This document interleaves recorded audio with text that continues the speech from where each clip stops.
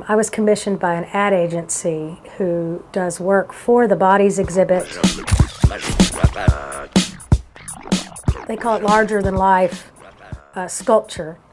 The base is about 7.5 feet wide by 15 feet long.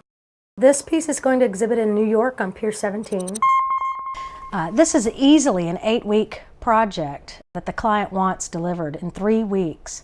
That just means there is little room for error.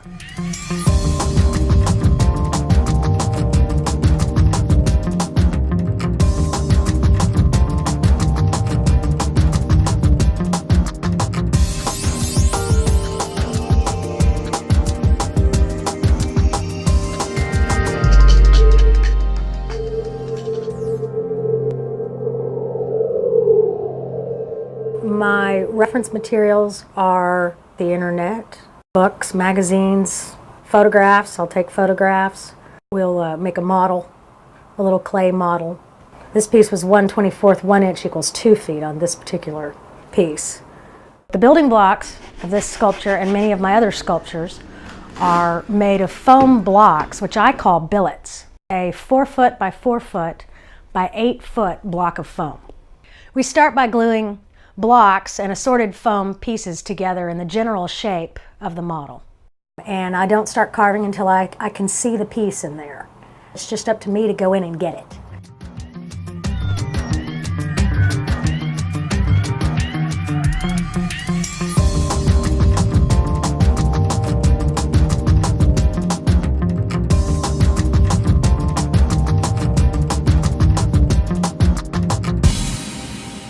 To shape the piece, I use hot wire tools, many of which I've designed myself.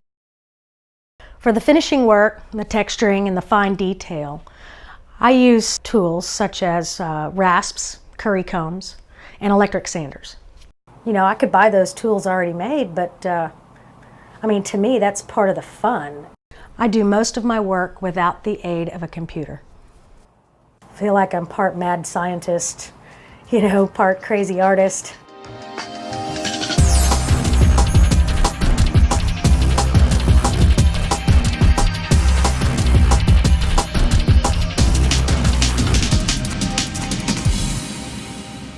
I will put a layer of lightweight spackle over the whole thing, filling in all the cracks and crevices and divots, and that'll really give it the nice smooth look. We're going to put one seam in the heart so that we can take the top part of the heart off so that we can ship it in this 26-foot box truck. And at some point, I'm satisfied with it. We're going to load up the 2 halves and drive the back roads carefully to a place that specializes in polyurea coatings. I always say that your piece is as good as your coating.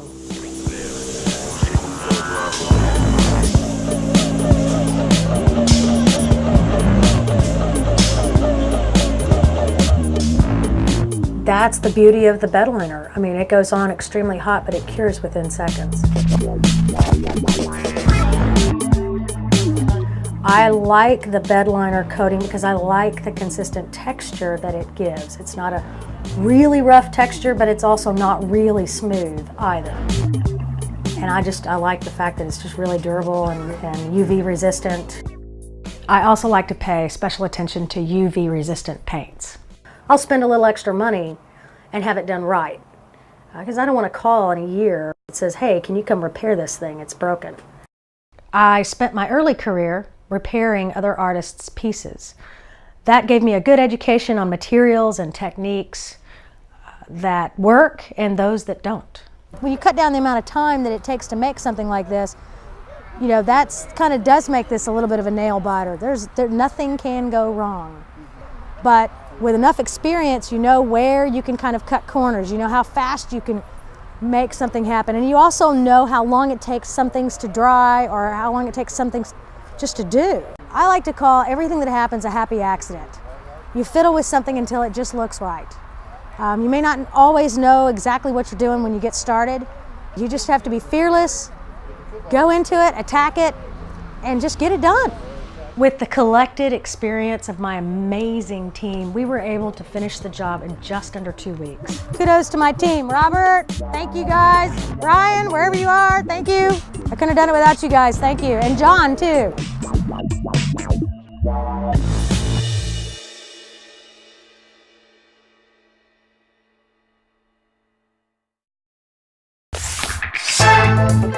He's no dancing bear.